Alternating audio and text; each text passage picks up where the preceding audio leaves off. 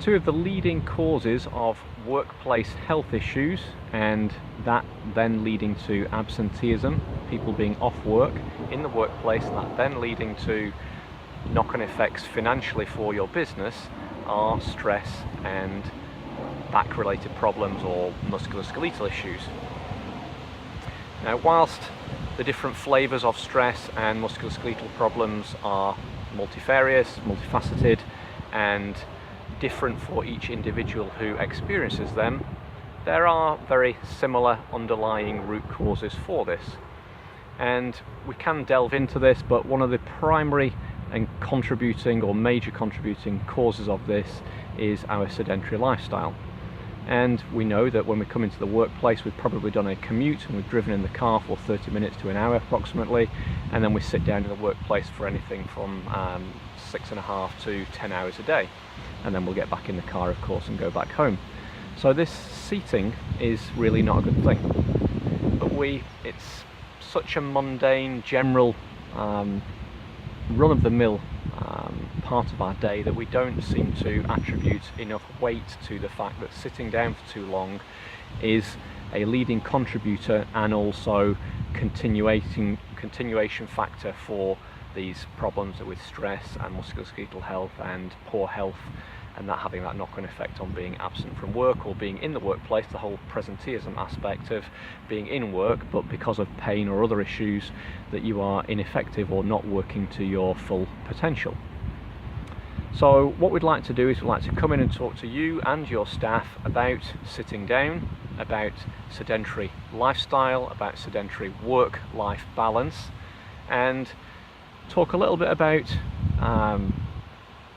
well, I'd like to personally give you my story, how I was affected by that, how I became 3 stone overweight, how I had high blood pressure, high cholesterol, how I had chronic and back neck problems.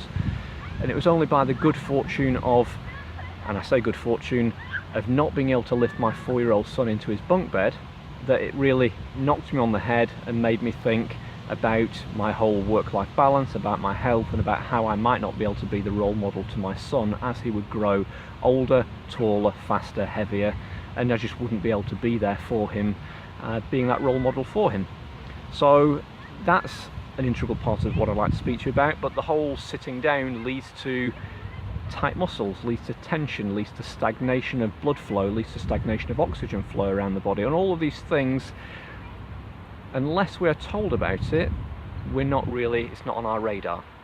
And then what can happen is, unless, like in my case, something quite significant really hits us in the face, let's say,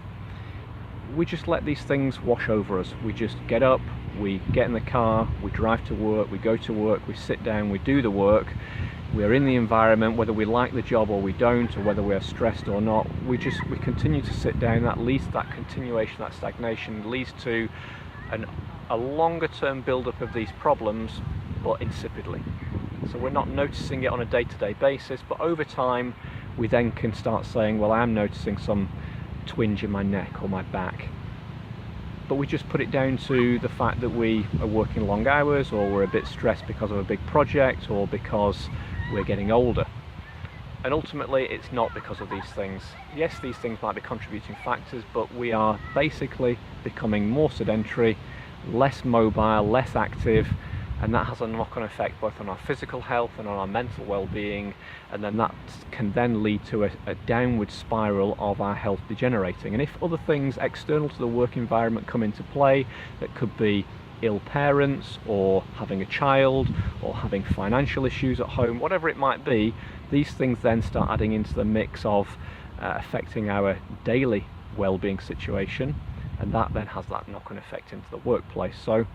what I'd like to do is come in and talk to you about movement, about sitting, and about how we can start changing perceptions, changing ideas, and changing habits ultimately. But not in a let's all get up and go down the gym and work out really hard.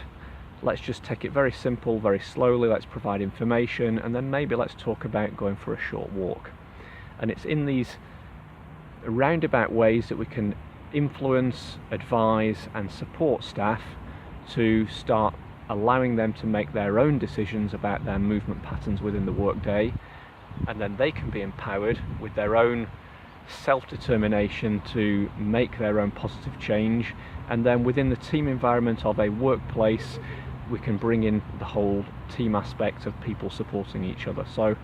please allow us in, let's come and talk to you, and let's get your staff up and about, let's get them active, and let's start changing their health, and let's see how that has the positive knock-on effect to the bottom line of the business, the happiness in the workplace, and generally just a better functioning and happier staff and workplace and better business. Okay, my name is Matthew Gibbs, and I'll look forward to speaking to you soon.